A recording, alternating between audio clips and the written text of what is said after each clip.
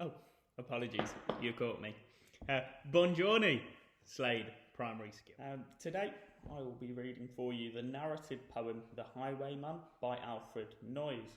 I particularly like this poem because it tells the story of a highwayman who is a bandit and his love for a maiden called Bess.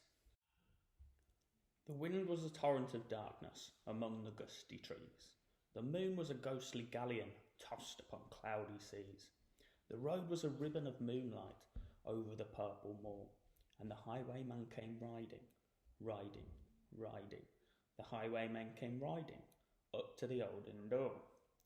He'd a French cocked hat on his forehead, a bunch of lace at his chin, a coat of the claret velvet, and breeches of brown doe skin. They fitted with never a wrinkle. His boots were up to the thigh, and he rode with a jewelled twinkle, his pistol butts a twinkle, his rapier hilt a twinkle, under the jewelled sky. Over the cobbles he clattered and clashed in the dark inn yard.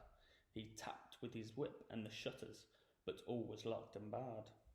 He whistled a tune to the window, and who should be waiting there? Bess, the landlord's daughter, plaiting a dark red love knot into her long black hair.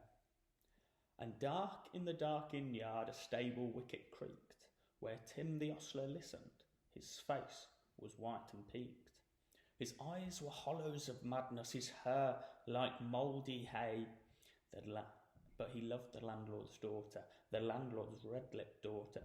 Dumb as a dog he listened, and he heard the robber say, "One kiss, my bonny sweetheart, I'm after a prize tonight, but I shall be back with the yellow gold before the morning light.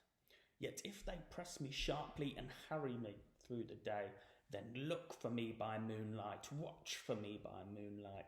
I'll come to thee by moonlight, though hell shall bar the way." And he rose up tight in his stirrups. He scarce could reach her head, but she loosened her hair in the casement.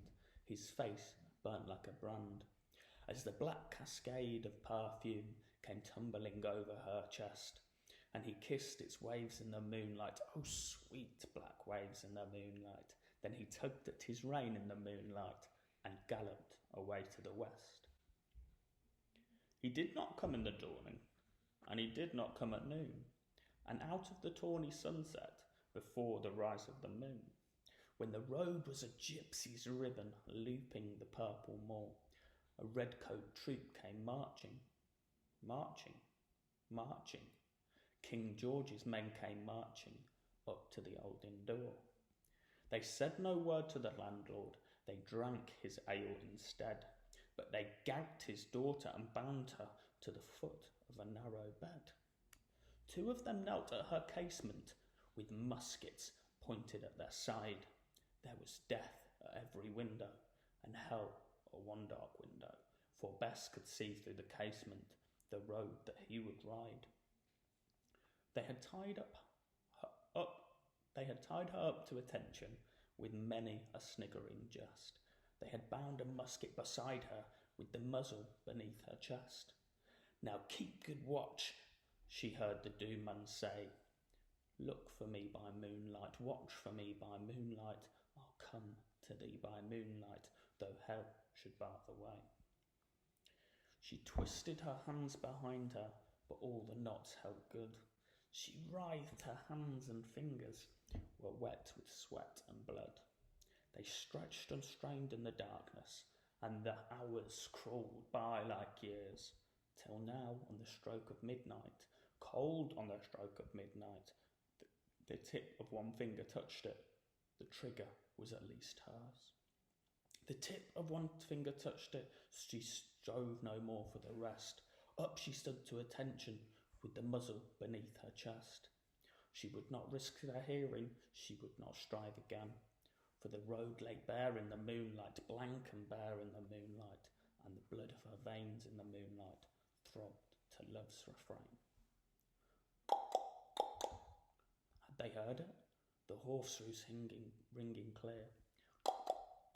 In the distance, were they deaf that they did not hear? Down the ribbon of moonlight, over the brow of the hill, the highwayman came riding, riding, riding. The redcoats looked to their priming. She stood up, straight and still. In the frosty silence, in the echoing night, nearer he came and nearer. Her face was like a light. Then her finger moved in the moonlight. Her musket shattered the moonlight, shattered her chest in the moonlight, and warned him with her death. He turned, he spurred to the west. He did not know who stood, bowed with her head of the musket, drenched with her own blood. Not till the dawn he heard it, and his face grew grey to hear how Bess, the landlord's black-eyed daughter, had watched for her love in the moonlight and died in the darkness here. Back he spurred like a madman, shrieking a curse to the sky, with the white road smoking behind him and his rapier brandished high. Blood red were his spurs in the golden noon, wine red was his velvet coat, when they shot him down on the highway, down like a dog on the highway, and he lay in his blood on the highway with a bunch of lace at his throat. And still of a winter's night, they say, when the wind is in the trees, when the mood is a ghostly galleon upon cloudy seas, when the road is a ribbon of moonlight over the purple moor, a highwayman comes riding, riding, riding. A highwayman comes riding up to the old inn door.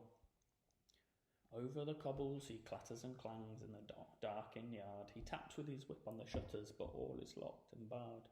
He whistles a tune to the window, and who should be waiting there but the landlord's black-eyed daughter, Bess, the landlord's black-eyed daughter, plaiting a dark red love knot in her long black hair.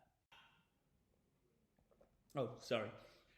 I hope you enjoyed the poem. I look forward to seeing you all back at school very soon. Thank you, and good night.